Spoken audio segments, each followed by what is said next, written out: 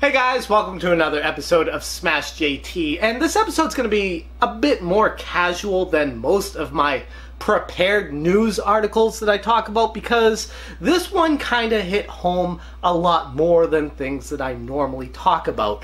And that is an article written by Kotaku's Jason Schreier this morning, talking about the issues underneath, behind the scenes at Bioware, a division of EA, when they were working on Anthem, the biggest flop in a very long time. And this is not a video to crap on Anthem or to trash it or anything like that. It's just more to talk about the article from the perspective of somebody who worked in the video game industry directly, and how I could definitely associate with what a lot of the employees had to tell Jason during the time of interviewing about what was going on at Bioware. JT.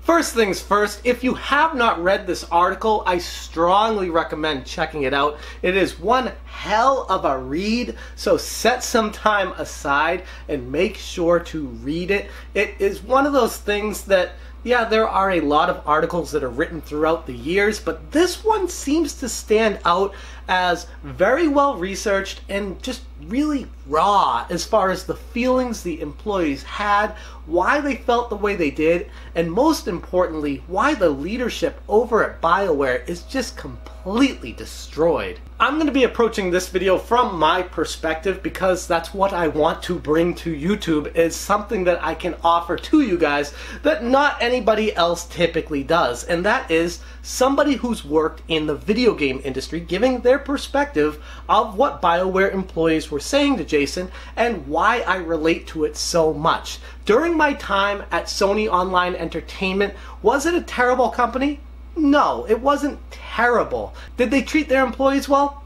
Yeah, for the most part they did, but that doesn't mean we didn't suffer from severe burnout, we didn't suffer from creative differences, we didn't suffer from challenges like any job presents to people who work on a day-to-day basis. There were a slew of things we dealt with as employees of Sony Online Entertainment that resonated very well and hit home pretty hard. First off, as far as the leadership differences at Bioware and what Jason was saying, that's something that a lot of game companies deal with. But at Bioware, how the leader of it left during the creative process of making Anthem, it was a death knell for the project. They couldn't find anybody to take over to lead the charge. Nobody could make decisions, and all the meetings all the employees went to always ended up with not having an answer and just kicking the can down the road for, it felt like, 2 to 3 months and nothing getting decided. And this is what happens in a company without true leadership. And it's something that should have been addressed a very long time ago, but doesn't get addressed because companies don't want to acknowledge that there's a severe missing piece to the puzzle, because if they have to fix it, that means they're going to have to pay money. They're going to have to spend a lot on bringing someone in to make those decisions. And honestly, at the end of the day, a lot of video game companies don't want to spend money if they feel like they don't have to, and think that leadership is something that you can just grow from the inside, that people will just take charge. And it doesn't always naturally happen like that. Somebody at EA should have come to Bioware and said, what's going on with this project? How is it developing? What's new on it? What are the problems we've had with this? Nobody did that, so the game just spiraled out of control as the years went on. We're talking 5+ years of development for a game that didn't even come together until the last final months of actually shipping it. And this is something in the game industry that definitely needs to change,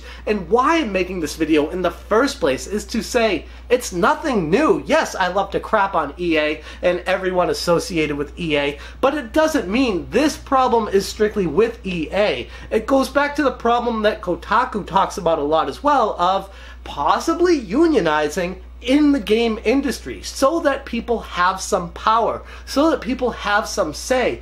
As it stands right now with Bioware and how they are treating their employees, mismanaged and misdirected on what they were even trying to do, they have nothing to hold on to going forward. They talk about the Frostbite engine being a trash system, trying to work with it, but having so many issues that they preferred just to go back to Unreal, but they couldn't because EA was saying we need to use our engine because that means we don't have to pay royalties to Unreal. We can use our own Frostbite engine on all of our games. But the problem with anyone creating a new game engine is it's gonna have a lot of flaws. It's gonna be missing a lot of features that developers are used to working with, and that's exactly what was happening with the Frostbite engine when it came to making Anthem. The game itself could have possibly been better if they were working with an actual system that they were used to. But Frostbite was missing a lot of features and could have turned off a lot of developers for wanting to work on the project in the first place, bringing new talent in that wanted to work on it. When they got wind, which by the way, in the industry, we all talk. Everybody talks to each other. A company doesn't just hire somebody in as a developer who doesn't talk to other employees at that company, finding out what's going on with it, what's working, what's not. And the problem I'm seeing with Anthem and why it kind of spiraled out of control into what it turned into now is the leadership left, and then EA forced the developers to work on an engine that they weren't comfortable with working on, that didn't fit with the game world they were trying to create. They tried to push a square block into a circle hole with this thing. It just wasn't working. And the Frostbite engine, as EA has spent a tremendous amount of money on putting that together, still isn't anywhere close to what the Unreal Engine presents to developers. So from that standpoint, new developers, new programmers, new employees coming to Bioware to possibly work on Anthem would hear from other employees that maybe it's not the best system to work on,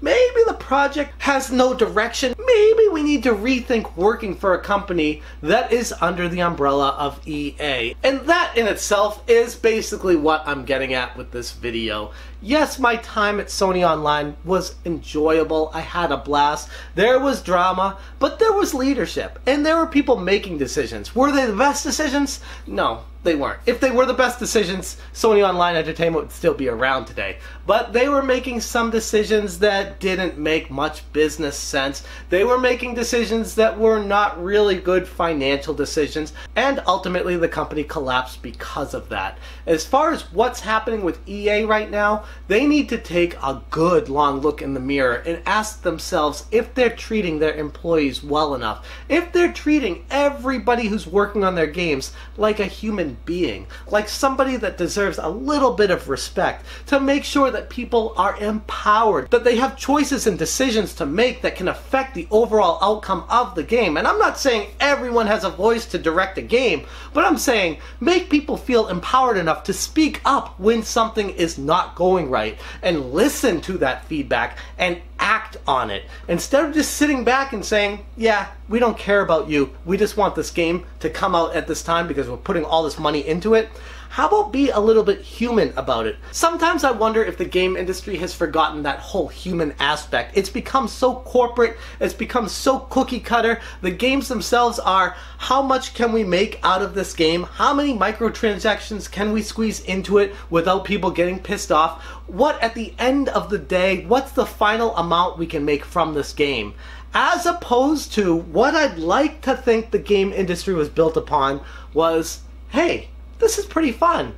I want to share this experience with other people to let them know it's very fun and grow a business from that perspective. But hey, maybe that's just me. I just think it makes a whole lot more sense if you run a game company like you're making games instead of like it's a business. Anyways, that's where I'm going to leave this episode. But again, guys, if you have not read this article, strongly recommend checking it out. It's in the description below. And let me know what you guys think about this entire situation. It's beyond fascinating to me, somebody who has worked in the industry. But as far as somebody who's just a human being and hearing some of these stories from the developers, it's heartbreaking how they were treated, how this project was mismanaged, how EA forced the Frostbite engine on people when it wasn't ready for a full-scale AAA project. That's where I'm going to leave the video. Thank you guys so much for watching, and as always, you stay smashing. Before we close the show with a spectacular Anthem, I wanted to share a few final things. I'm blessed to be able to work with some of the most creative people on the planet.